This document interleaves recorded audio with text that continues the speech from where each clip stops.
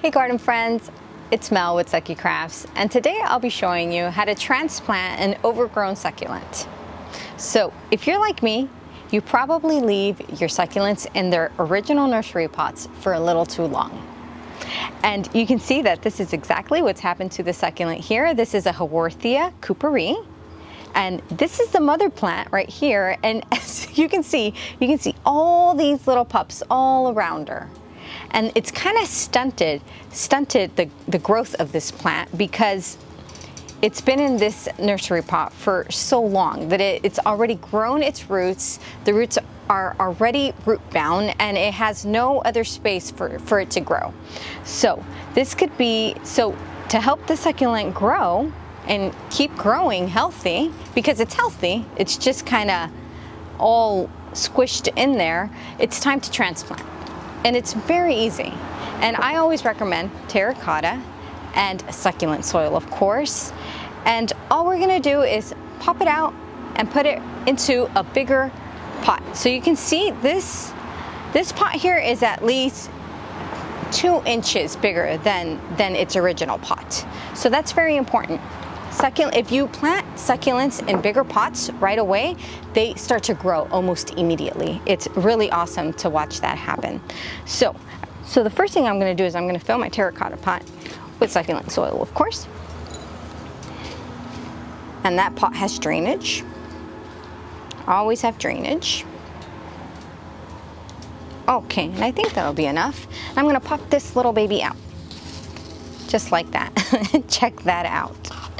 So this is a root bound plant, and root bound doesn't mean that it's dying in any way. It's just that the roots have just, they've grown out completely. It's a healthy root system.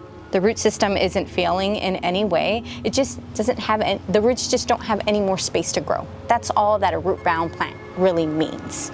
So it's not dead, not at all. So what I'm going to do first is I'm going to clean it up a bit. Give it some love. So there's a lot of dry little leaves right in between all the babies, and I'm going to try and get all of those out. So this might take a little while, but it's a lot of fun. At least for me it is.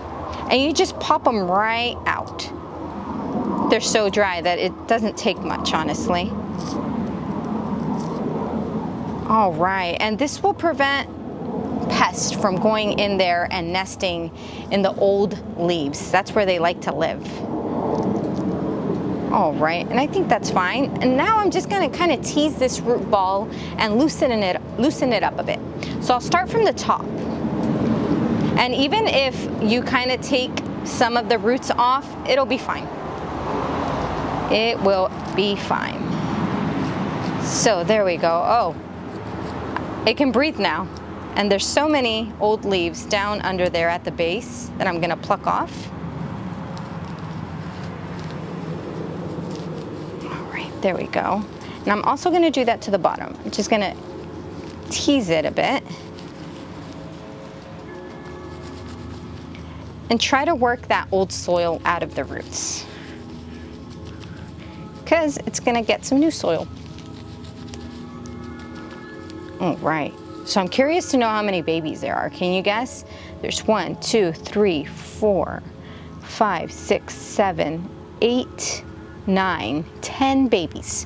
11 babies, to be exact. Isn't that cool? Oh, I love these mounding Haworthias. I absolutely love them. I have way, way too many of them. So, I'm gonna make a little whale here.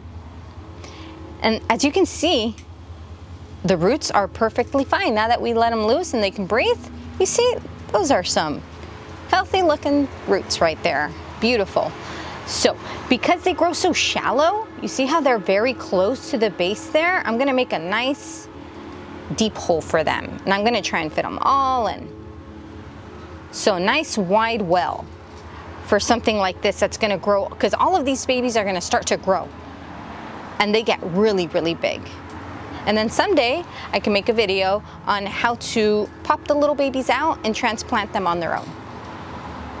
So I'm gonna grab the roots and I'm gonna kind of curl them in a bit, just like that. Make sure that they're buried completely into that well that I created for them. And how I do that is by pressing on the soil right around it, kind of anchoring it down. And if I see that there's any roots like that, I kind of press it in. It's like the balance of gentle and just a little tough on them, but they can take it. So I've made sure that all of my roots are in there.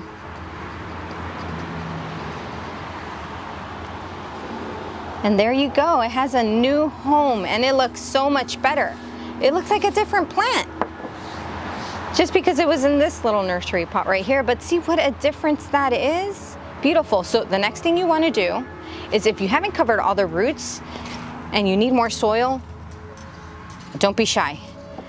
Add more soil on top of those roots because they grow so close to the base there. Because if those roots are just hanging out and they feel the air, they'll just dry up really fast. They need to be buried underneath the soil. So hopefully those roots will start to stretch down and this plant will grow it's summer right now here in the northern hemisphere. So it's still nice and warm, so it'll have enough time to really grow out. And I'm telling you, by the fall, this plant will outgrow this pot right here, super fast. So the next thing I should do, and always, is give it a deep watering. Deep watering.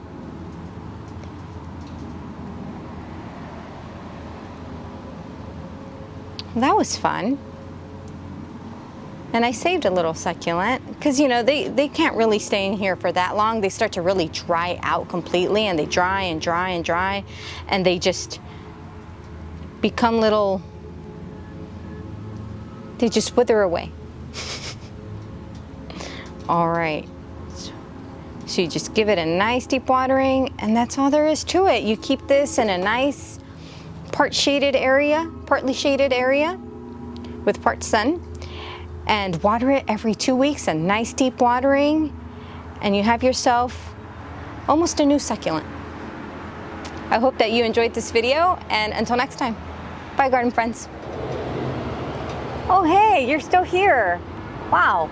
Well, while I tend to my garden, why don't you subscribe so we can keep in touch?